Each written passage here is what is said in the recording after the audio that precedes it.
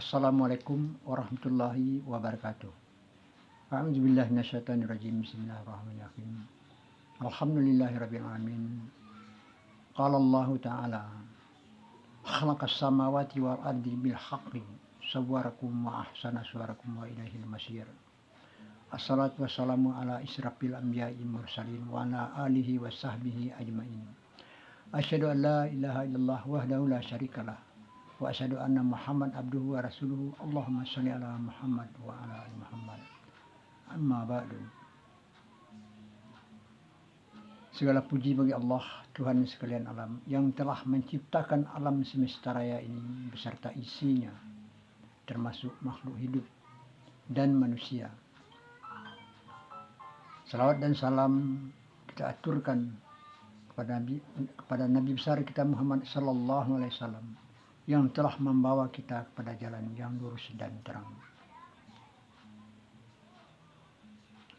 Saudara-saudaraku yang beriman, yang dimuliakan Allah, semoga selalu dalam keadaan sehat walafiat. Jika ada yang sakit, semoga Allah segera menyembuhkan dari sakitnya dan diturunkan rahmat dan berkahnya beserta hidayahnya. Amin ya rabbal alamin. Saudara-saudaraku, pada episode yang terakhir kita membaca daripada isi buku ini mempunyai waktu tertentu, maka sampai disinilah berhentinya. Sekarang kita lanjutkan. Bismillahirrahmanirrahim.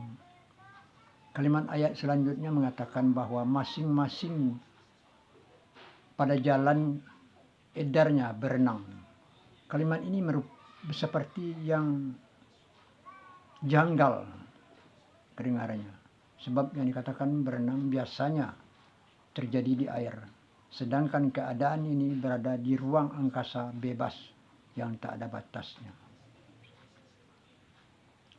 Sebenarnya kalimat ini hanya menggambarkan suatu perumpamaan.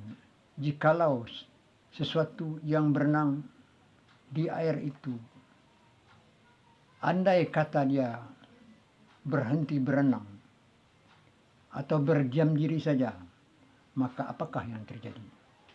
Besar kemungkinan dia akan karam dan tamatlah riwayatnya. Maka demikian pula lah benda-benda yang berada di ruang angkasa bebas tersebut. Apabila dia berhenti beredar, dia akan sama seperti berenang itu berhenti, akan tamatlah riwayatnya. Dan kalau kita lihat secara kenyataan di zaman teknologi sudah maju sekarang ini, melalui siaran gambar televisi, orang-orang yang berjalan di ruang angkasa bebas tersebut memang persis seperti orang bergerak atau berenang di air. Mereka seperti susah untuk bergerak, seolah-olah tubuh mereka itu tidak bebas, bagaikan ada yang menghalangi gerak tubuh mereka, karena mereka mengambang, tidak ada tempat berpaut. Pada ayat di bawah ini diterangkan lebih lanjut mengenai peredaran bumi. Surat 27 ayat 88. A'udzubillahi minasyaitonirrajim. Wa taral jibala tahsabuha jamidatan wa hiya tamurru marras sahab. Dan lihatlah gunung-gunung itu, engkau sangka dia tetap di tempat, padahal berjalan seperti jalannya awan. Ayat ini menerangkan kepada kita bahwa gunung-gunung itu berjalan, sedangkan gunung-gunung itu terletak di atas bumi. Jadi kalau gunung-gunung itu berjalan, sudah tentu bumi juga ikut berjalan. Jadi ayat ini memberikan pengertian bahwa bumi itu berjalan, sedangkan matahari setiap hari selalu kelihatan. Berarti bukan berjalan meninggalkan matahari. akan tetapi berjalan mengelilingi matahari. Dan pada ayat sebelumnya telah kita dapatkan keterangan dari surat 78 ayat 12 bahwa bumi itu berjumlah 7.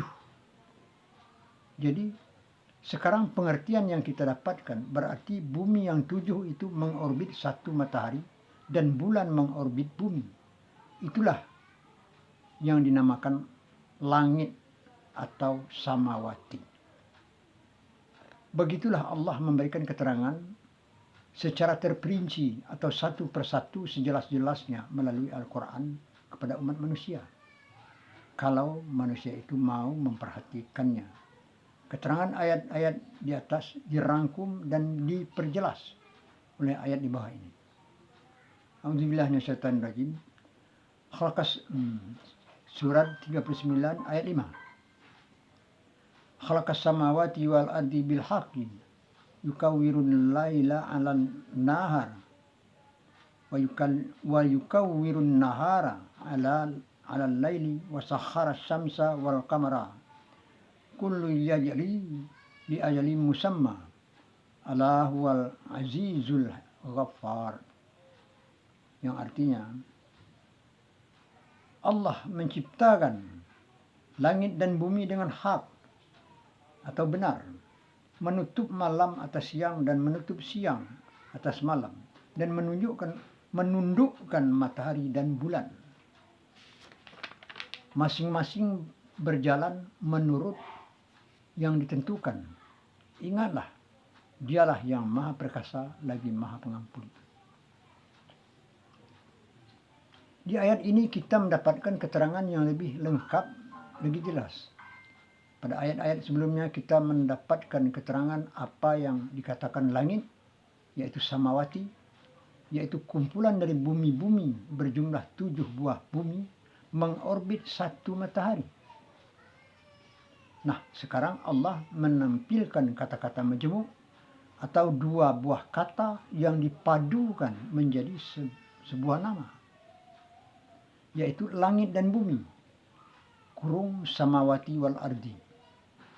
Jadi kalau kita artikan menjadi kumpulan bumi-bumi dan bumi, sebenarnya kata-kata Allah itu sangatlah indahnya, berharga, ringkas dan tepat. Sekarang marilah kita bawa kepada bahasa kita, bahasa sehari-hari. Kalau kita melihat kumpulan dari banyak rumah yang dikepalai oleh salah seorang dari warga rumah-rumah tersebut, maka kita akan menamakannya kampung. Begitulah yang dimaksud langit, yaitu bumi-bumi teratur menurut aturannya mengelilingi atau mengorbit sebuah matahari. Dan di lain ayat Allah menyampaikan, A'udzubillahi minasyaitonir rajim. Khalaqallahu samawati wal arda wa ma bainahuma illa bil haqqi wa ajalin musamma. Tidak menciptakan Allah langit dan bumi dan apa-apa yang ada di antaranya, melainkan dengan hak atau waktu yang ditentukan. Ini salah satu ayat di antara ayat-ayat yang menyampaikan kata-kata langit dan bumi dan apa-apa yang ada di antaranya. Pengertian ayat ini menunjukkan bahwa di antara bumi-bumi itu terdapat pula benda-benda angkasa lainnya. Dan keseluruh penciptaannya dengan hak, yaitu hukum yang benar dan teratur. Kalimat seperti ayat di atas berulang kali disampaikan di dalam ayat-ayat lain. Demikianlah kira-kira susunan bumi-bumi tersebut beserta benda-benda angkasa lainnya tersusun rapi dan teratur menurut aturannya mengorbit satu matahari yang berbentuk seperti payung atau atap. Dalam bahasa Arab disebut samawati atau langit dalam bahasa Indonesia. Sekarang kita kembali kepada perkataan kampung, seperti yang kita ungkapkan di atas. andai kata kita menemukan sebuah perkampungan yang rapi dan bersih, kita akan berkata kampung dan rumahnya bersih. Andai kata kita menemukan sebuah perkampungan yang ditimpa musibah, banjir, kita juga akan berkata kampung dan rumah habis dilanda banjir. Demikianlah perumpamaan kata-kata langit dan bumi atau samawati wal ardi. Rasanya cukup jelas dan tidak ada lagi keraguan bagi kita mengenai pengertian kata-kata majmu', yaitu langit dan bumi yang disampaikan pada ayat-ayat di atas. Yang selama ini kita banyak berpendapat, mungkin termasuk saya pada waktu itu, langit dan bumi adalah dua benda, satu langit dan satu bumi. Nah, demikian lebih kurang. Dan kalimat Allah yang menciptakan langit dan bumi dengan benar atau dengan hak, kurung benar, pembaca tentu sudah memahami akan maksud hak atau benar, yaitu tidak salah. Itulah hukum. Hukum yang dimaksud di sini adalah hukum alam yang tidak mempunyai kesalahan sedikit pun dalam rangka penciptaan alam itu sendiri, yang dapat diselidiki dan dibuktikan kebenarannya oleh ilmu pengetahuan umat manusia berupa gaya tarik-menarik teratur dan diatur yang ada pada masing-masing benda-benda tersebut sesuai dengan ukuran dan kegunaannya masing-masing, seperti matahari, bulan, bumi, dan benda-benda angkasa lainnya.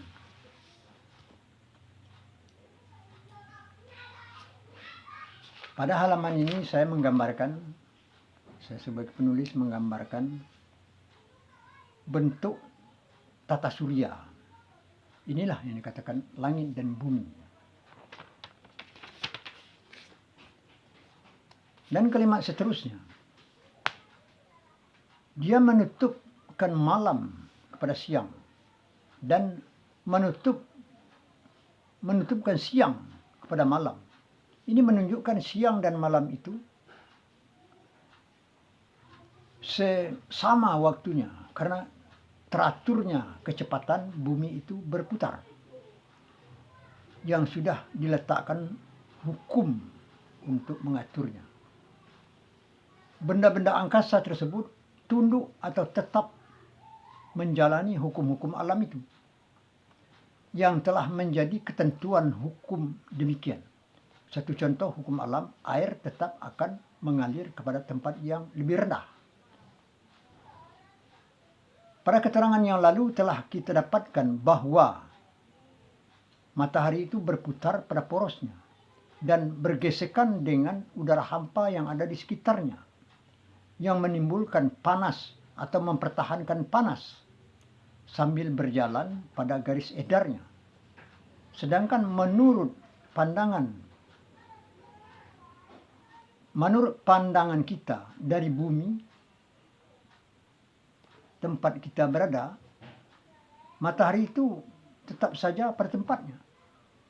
Ini berarti garis edarnya sedikit atau kecil sekali kalau kita bandingkan dengan garis edaran bumi kita ini dan juga bumi-bumi lainnya yang berdiameter lebih besar atau besar sekali.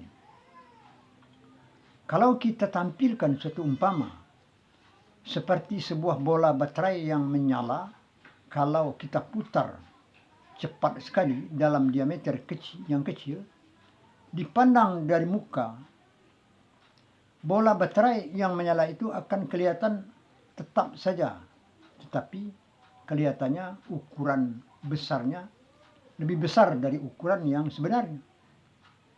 Dan apabila kita pandang dari samping dan kelihatan bola baterai itu menyala,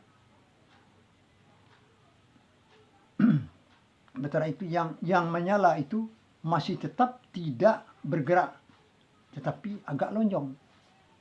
dan pemanasan yang terjadi pada matahari dan akan menimbulkan suatu daya tarik atau magnet yang dapat menyeret benda-benda angkasa yang berada di sekitarnya dalam jarak ukuran tertentu.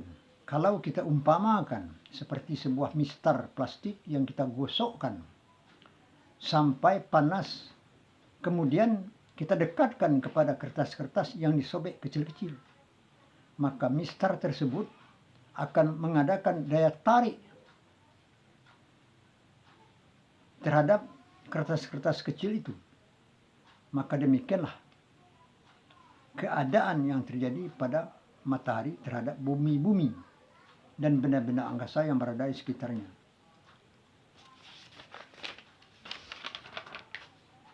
Sedangkan matahari itu berjalan pada garis edarnya yang berdiameter kecil. Maka yang terjadi inilah penyebab bumi-bumi beredar mengorbit matahari.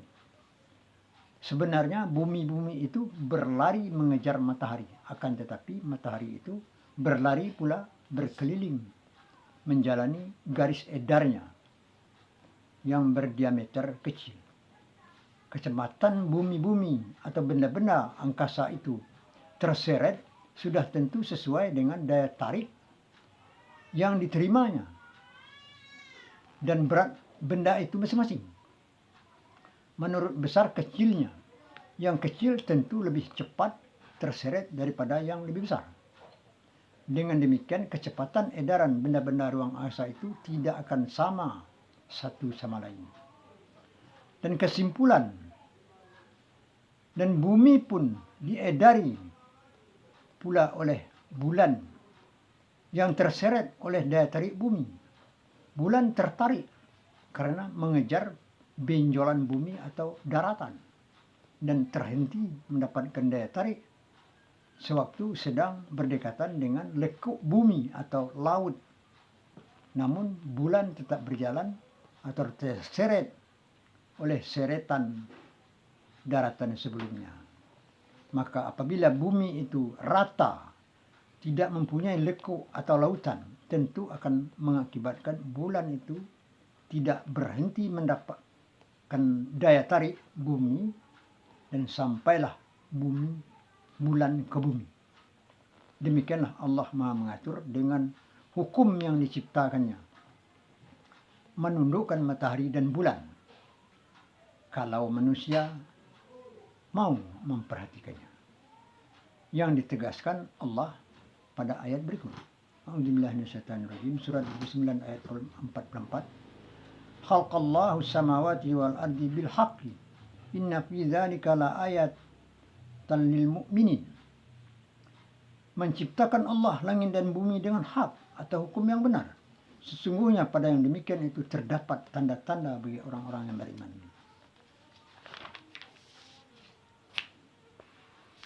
Demikianlah buat sementara yang dapat saya sampaikan. Untuk selanjutnya kita teruskan di episode yang akan datang. Jika ada yang kurang dimengerti apa yang kita baca, boleh tanyakan di kolom komentar. Saya akan menjawabnya dengan segala senang hati.